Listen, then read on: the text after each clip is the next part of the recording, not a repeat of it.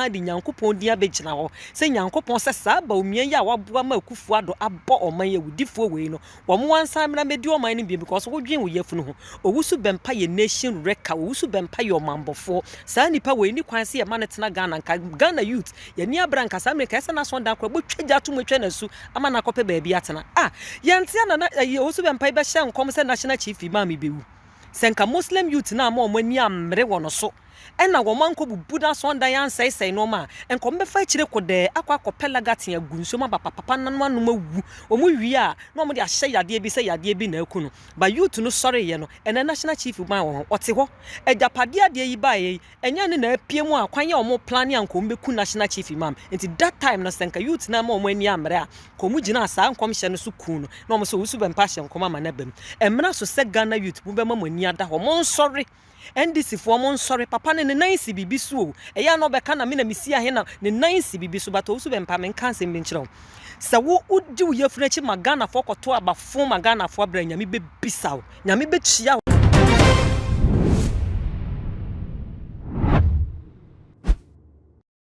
Abusia ekamia yese afi 2024 asofo a womu ehye nkom ekire womu a nyame enam so se we edaba bedi mampeni ne kamia yese omaso ebeye hyepa afri se enkom hye no etofo ma yana ganafo edi omani edi ekire ye pa sofo ba kwa na so ebeye hye wo sa kwan so ene Reverend Owusu Bempah afri se Ghana hade enim se edru abato de ane abato ni na Reverend Owusu Bempah so nkom hye ni ekire se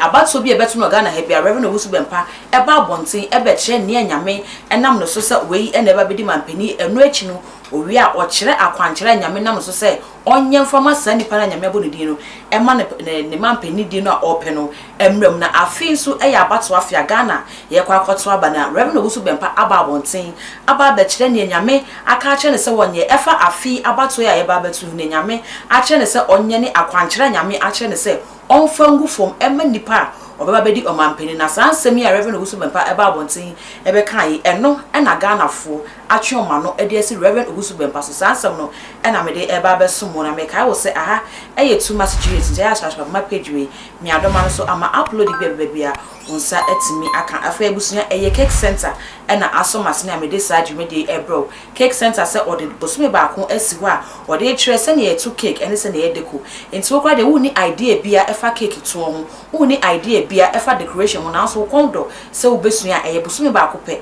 ena wo de besunya wie cake center able to dance man freno e was 0554640187 0554640187 cake center se wo obedi kan beba ababa registration no wo discount befu e da ho e twem tuti fi a wo twem de tutumika e ko cake center e ma won so unya discount no e bi na face we nya adwuma bosume ba ko chipe ama won so nya ska e de agu butum abusuya se ne nya se afi e ya abato afi aga na ha e ba beto aba esi ne pese obedi oman su se omampani e de maye no na se ne duru abato afi bia na asofo ho ga na ha dodo na ne ba bonten e be hye nkom e kire ne nyame afa ne so ya kire mo se nipa smesi anase obenten e na baba bedi ga na mampani afi de so asofo bebe na e na aba bonten aba be ka ne nyame aka kire mo Reverend opambo so aba be ka ne de kire se John Dramani Mahama e mampani dada ono e na se MPP for twe mo ni betene ye pa papa e ne baba bedi omampani Reverend Kusi Boaten so ba bonten e be ka se ne nyame aka kire ne se NDC for so twe mo ni betene ye pe Dr. Mahama Bawumia e ne baba bedi omampani na ni sofo ba ko a eba amampani sie mu ne nkomhya ye boni di firi mu a enye ye ene Reverend Owusu Bempah sofo ye nim ne se enko abatu bi ebetu bia papa eba bonten e mo no so e de ne nyame afa ne so a kire ne so baba bedi mampani no eba bonten ebetu bia na afi e na Reverend Owusu Bempah so asan aba bonten aba be kan de wa bra opambo mo ne Kusi Boaten mu ene asofo bebe na akomo de no Reverend Owusu Bempah so aba bonten aba be kan de e kire se nyame nam ne so ayi a kire nipa baba be mampani kra de akwankire aka ho agufom a Reverend Owusu Bempah e kire se akwankire na nyame kire ne se wonye no wakwa akoye ni nyina awie a ne wo se wo ye nyina ma nipa baba di mampani no oba be yenti Reverend Owusu Bempah e kire e na wono ne nsa so e na Ghana ye mampani e be si no afiwe no ebebem na san komhye we ebeto abonten e na Ghana fo no e kire se first no e na komhye ne ba na ya da ne ye bu yani ene ya so agusu afiwe de ye ne Owusu Bempah ebe hwehwe ne komhye bia ɔde beba beto abonten nti komhye e beto abonten no kwasem ne se Ghana for do na e na akasa ho na akọ TikTok a nipa ba ko bi sa ba ho aba be ma Reverend Owusu Bempah emuaye a kire ne se ono ne komhye a wo hye no e yen control e na ya na wo hye no o kire kra se chief imam komhye na wo hye na oboa na senka wo hye sa kom no e mabunu ni amre ne so a ankasem sie e yade asem e na nkese Owusu en ko ne ho e se ne nipa no e ka ne nsem sifai Reverend Owusu Bempah starting in normal ni biem see e beto aba was starting in kom tro no someone say wa be hye nkom say Dr. Bawumia na be we ne election no de ni besisu wona sondem ansa na da na duru na we na pia bibele kan so be bisa ne say enyam bia ne fie ye electoral commission ye keep ballot boxes wo wa na abusia sa asem na boy na be kan ma momfa ne tra we NDC fo ne Ghana youth mo ma mani mere yesi se bom mo chinchi frinsua so be ka chaw se den chema wa ye ni na chinyi apia na one Owusu Bempah ne nam nti boy no question na wo bisa papa no it means say onim bibi ne nan si bibi so Owusu Bempah nsem na ya wo be ka da bia na me nation prophet bi na me si ahene no papa ne nan si bibi so wonye prophet bia nyame afre no wo ye cook prophet a MPP fo wo ya nkasa na cook ne de na ba e na omu use ne de ne ye wo no ma enti wo hye nkom na na omo fa akira akoye no ma bia ma na bam na omo hype no e na ne nsem bam ntie nation prophet wonye fu papa ne MPP fo na use no enti mo ma mani mre ye nti ha no Owusu Bempah we ba besun ye sa kufu ado ahye de bo so obesi na sonda ma no wansi ene de ye den na kufu ado na nkasa mema nyankopon na nkasa no wo hye de bokra no na sha katidira na ada ne bonka da hono na wo de na obesi yesa zamre Bawumia kobo sika kakra ma no a promise no make us crisis so must start twa blogs to nim so Bawumia de besinti ne wo wakwa aba se Bawumia ebedi president yanti ha hwe anim guase a omode wo fa mu oni agrada enya ntokwa wo da hospital na handcuff gunsa no ma wo komu enya wo na abeka kire ese nyankopon se Akufo-Addo bedi president a Ghana ye ho beto yen okotama beben se wo di frinsua se wo di firi hie wo wie na ade akonya ka ho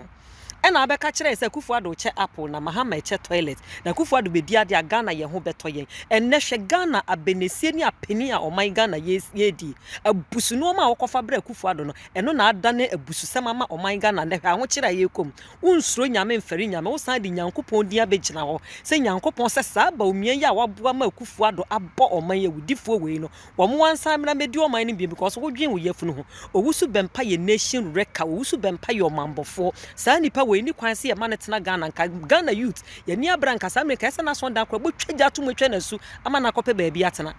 yente na Owusu Bempah be hye nkom se national chief imam bewu senka Muslim youth na ma omani amre wono so ena wo manko bubuda so ndan yan sai no ma enko mbefa kire kode akwa kopela gaten agunso ma papa nanu anu mawu omu wi a na omo de ahye yade bi se yade bi na akunu ba youth no sorry ye no ena national chief ma wo ote ho ejapade ade yi ba ye enya ne na apie mu akwan ye omo plan anko mbeku national chief imam enti that time na senka youth na ma omo ani amre a komu gina asa ankom hye no so ku no na omo so Owusu Bempah hye nkom ma na bam emra so se Ghana youth mu be ma mani ada ho mon sorry NDC for mon sorry papa ne nansi bibi so eya no be kana me na mesi ahe na ne nansi bibi so but Owusu Bempah men kan se menkyerɛ sa wo udi wo yefuna chi magana for koto abafo magana for abra nyame be bisaw nyame be chia abusuanti ya kwakote se ne maami so ba bonten be kan ne nsɛm akyire mu se kyire mu efa Reverend Owusu Bempah ne nkomhye na ohye eno ho na ne eno na raise questions bi so asofo yi eya na ne nyame aka no ba bonten be kan ana ampase ya no mo nansi bibi so asofo eya no mo ne political parties no enkitahudi eda wo mo ne political parties ne ntem no eno na ya na wo mo hwe so ede hye enkom no ana fi se Reverend Owusu Bempah bebre na ne nkomhye na ohye nyina so ebam ebi so kire se Reverend Kosibuaten so nkomhye ebam opambo so hye enkom a ebam asafi bia asofo no hye enkom a ebi de ebam ebi de amam afin so saa ene be ya na mayehu e wo comment o aye too much gh subscribe my page me na mi adoma so ama upload be bia unsa etimi aka abusua makra